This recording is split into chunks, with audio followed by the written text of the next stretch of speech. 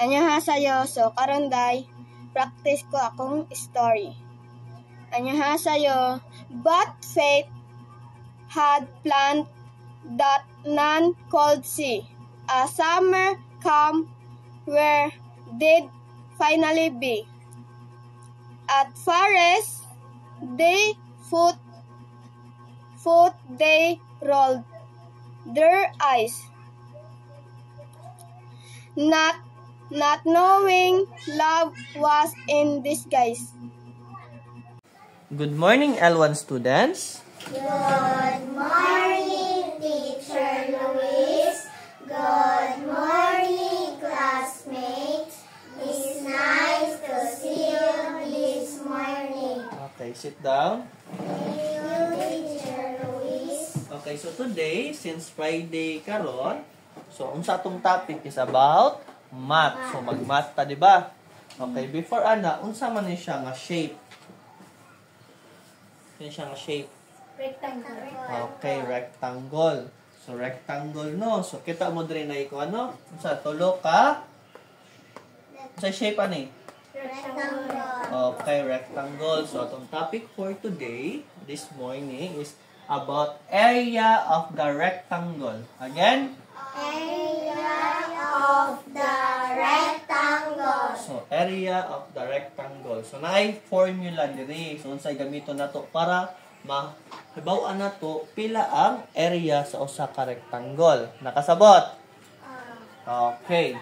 So, diri formula is unsa man? Area. So, kaning A pasabot ani area. Kasabot? So, pasabot anang A is area. Kasabot? Okay, ang L, kani siya, L is length. Length. Kasabot? Kasabot? Wala. Sabot. Okay. Tapos, kaning W, kani siya, X kay times. Tapos, kaning W is width. So, kung ato na siya basahon dayon, ang basa ana is area equals length times width. Kamo? Area equals length times width. Okay, so mo na ang formula ha, or kanina niyo isuwat. Area is equals to length times width. So, nata diri example number 1. So, example number 1, pila man ni? Kani. So, kita mo letter M ani? So, ang pasabot ng letter M is meter.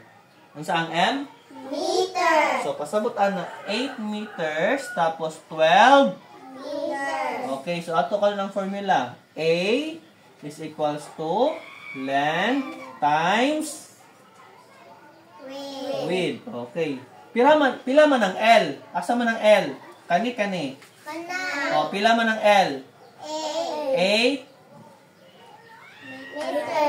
Okay, 8 meters. So, A is equals to, ato na ni Osborne. So, kaning L, kay 8 man siya. Ibutang ko 8 meters. Kasabot. Tapos, kopyahon ang times. Ari na punta sa width. Pila man ang 12? Ang width? 12 meters. 12? Meters. Okay, 12 meters.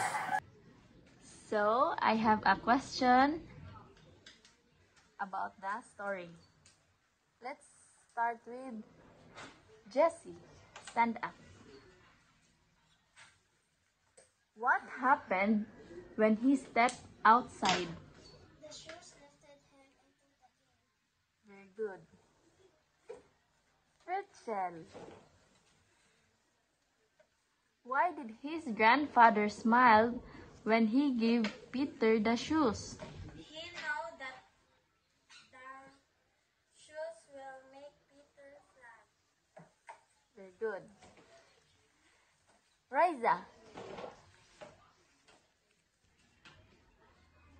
How do you think Peter felt when he started to fly? Nervous and happy. Sit down. Stephanie. What would you do if you could fly? I will fly to my dream. Okay, sit down.